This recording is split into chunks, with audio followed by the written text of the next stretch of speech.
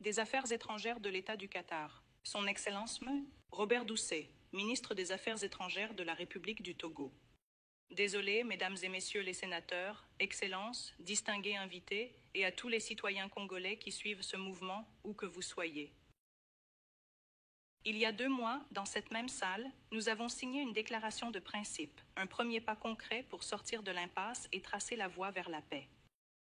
Aujourd'hui, ce choix prend forme et des efforts soutenus portent leurs fruits. Avec cet accord de paix, nous ouvrons un nouveau chapitre qui exige non seulement un engagement, mais aussi le courage de le mener à bien. En signant cet accord, nous réaffirmons que la paix est un simple choix, mais aussi la responsabilité de respecter le droit international, de défendre les droits de l'homme et de protéger la souveraineté des États.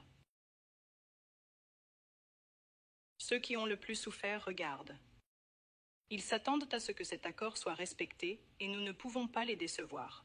Cet accord s'appuie sur les efforts de nombreuses personnes. Tout d'abord, nous tenons à exprimer notre sincère gratitude à son Excellence le président Donald J. Trump pour son engagement envers ce processus de paix. Son leadership a permis de maintenir ce processus concentré et orienté vers un objectif, et ce dès le premier jour. Cela a été également caractérisé par la qualité et la détermination de toute l'équipe américaine, illustrée par le soutien essentiel du sénateur Rubio et du docteur Boulos. Nous saluons son Excellence le président Félix-Antoine Tshisekedi Tshilombo pour avoir choisi la voie la plus difficile, une paix enracinée dans les principes et dans la dignité de notre peuple. Nous remercions le président angolais João Lorenzo, facilitateur du processus de Luanda, pour avoir posé les bases essentielles.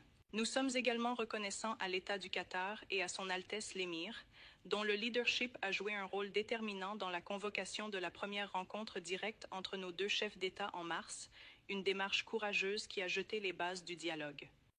Le Qatar a depuis facilité de nouvelles négociations à Doha et est resté un partenaire fidèle et respectueux des principes tout au long de cet effort de paix. L'Union africaine, par l'intermédiaire de son président et du facilitateur désigné, son Excellence Phonia Singbe du Togo, a ancré ce processus dans l'appropriation africaine. Enfin, nous remercions l'équipe de négociation de la RDC et du Rwanda pour leur persévérance et leur dévouement. Ce moment a mis du temps à arriver.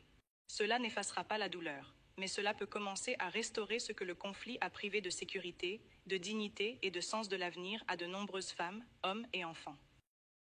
Pour la région des Grands Lacs, cela offre une occasion rare de tourner la page, non seulement avec des mots, mais avec un réel changement sur le terrain. Certaines blessures guériront, mais elles ne disparaîtront jamais complètement. Elles peuvent repousser, mais la peau restera toujours fine et fragile.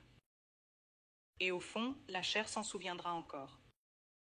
Parfois, nous nous sentirons engourdis et à d'autres moments, nous ressentirons une douleur soudaine qui nous rappellera ce qui a été perdu à jamais. Les cicatrices que nous portons sur notre corps et dans notre âme nous rappelleront ce qui ne doit jamais être oublié, répété ou accepté. Il y a quelques jours à Kinshasa, une coalition d'organisations de femmes m'a fait part d'un message clair. Nous ne voulons pas d'un pays d'élite. Nous voulons une paix réelle partagée et construire avec nous. Nous ne voulons pas d'une paix façonnée par les élites. Nous voulons une paix réelle, vécue, partagée et construite avec nous et nos concitoyens de l'Est. Cet accord a été signé en pensant à vous.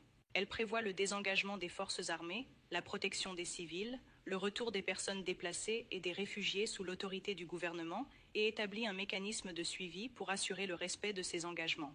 Ce ne sont pas que des mots sur du papier. Il faut maintenant les traduire en actes avec justice, responsabilité et volonté politique. Cet accord de paix est le point de départ et non l'objectif final.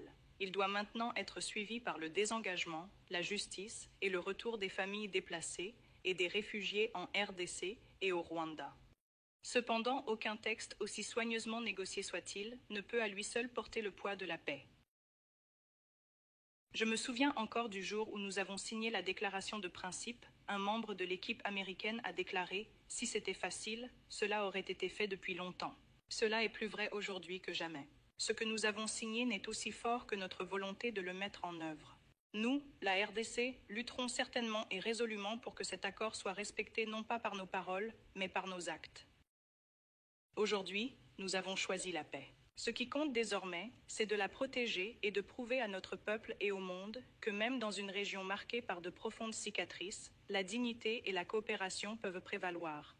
Alors maintenant, notre travail commence véritablement. Merci.